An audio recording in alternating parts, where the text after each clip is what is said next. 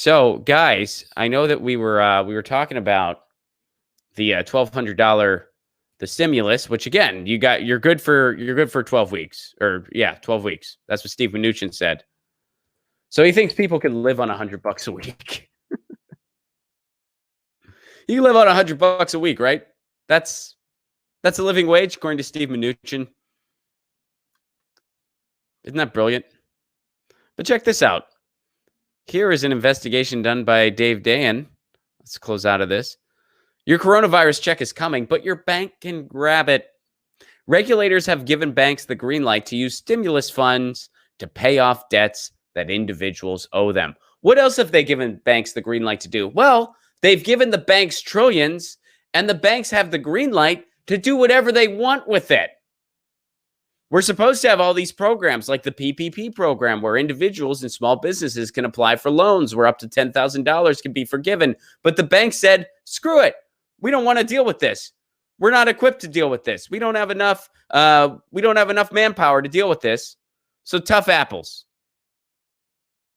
And they just closed up and there's nothing anyone can do. They were handed trillions and they're like, the government was basically, hey, here's trillions, banks. Distributed amidst the people, and the bank said, okay, we'll do it. Oops, fingers crossed, we ain't doing nothing. And what are you going to do about it? And the government said, we're going to go on vacation.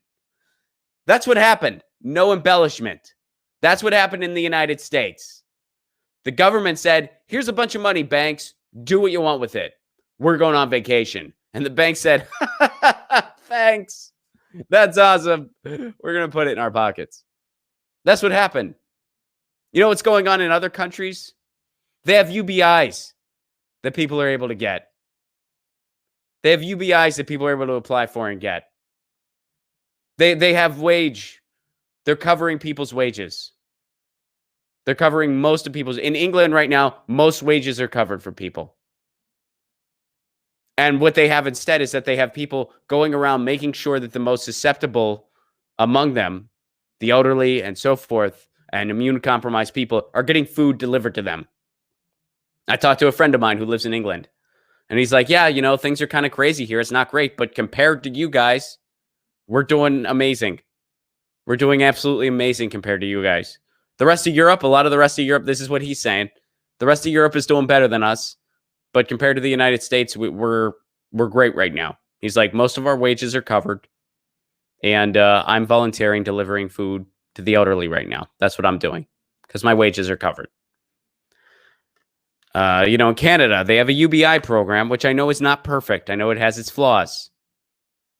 And it's not technically given to every single person. It's not perfect. But, you see all these things on Twitter where it's like, yeah, I lost my job and I applied for it. And a couple days later, my $2,000 a month, my first payment was in my bank account. You see that happening in Canada. So I'm not saying anyone has a perfect system, but compared to the United States, then what did the United States do? Why is our response similar to third world countries? It's not because we don't have the wealth or the resources. The United States is the richest country in the world. It's because, once again, all that wealth is given to the 1%. We decided we're just going to give a bunch of money to the banks, hope they do the right thing with it. Wow. Once again, Wall Street gets bailed out while Main Street is left to fend for itself. The same thing Obama did, and Trump's doing the same thing. It's not like the United States isn't a country. We are a corporation with state lines. We might as well just call it the United States, the United Corporation of America at this point. That's what this is. This is a corporation with state lines. Mitt Romney will tell you corporations are people anyway. And now you get this coronavirus check. Trump insisted on having his name on it, by the way, which, I'm all for that. He's never attached his name to anything and it's plummeted before. How could that go wrong? Your coronavirus check is coming and your bank can grab it. So this week, the $1,200 CARES Act payment, the $1,200 that'll set you for 12 weeks. Congress approved in response to the coronavirus crisis will begin to appear in Americans' bank accounts. They already have. Funds will be wired to eligible recipients who previously authorized the IRS to post their refunds through direct deposit.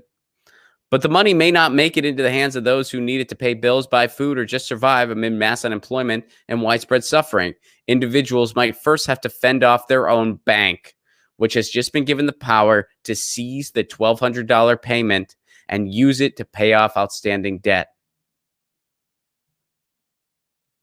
Banks would be first in line to grab the payments to offset a delinquent loan or past due fees. Even if the individual thinks their account with that bank is closed, if the payments post there, the bank could conceivably use them to cover up old debts. Wow. The Treasury Department effectively blessed this activity on a webinar with banking officials last week. An audio obtained by the prospect, Rhonda Kent, a chief disbursing officer with Treasury's Bureau of the Fiscal Service, can be heard explaining that the banks had posed questions to her about whether these payments could be subject to collection from the bank to which the money is deposited if the payee owes an outstanding loan or other payments to the bank. She responded twice that there's nothing in the law that precludes that action, while counseling that the bank's compliance officers should consult with their legal offices about what policies their banks will implement. Wow. So, and keep in mind, this stimulus payment, this quote stimulus payment, is not really emergency funds necessarily. It's just basically a loan, so to speak, on your future taxes. You're going to have to pay all that back. It's going to be taken out of future taxes. So they're basically just paying you your future money. That's all they're doing. They're just giving you your future money. And not only that, but your bank can just decide to take it. And there's nothing you can do about it. Absolutely nothing.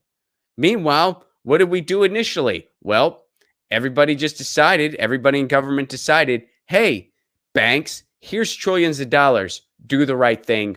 We're going on vacation. What a great system we have.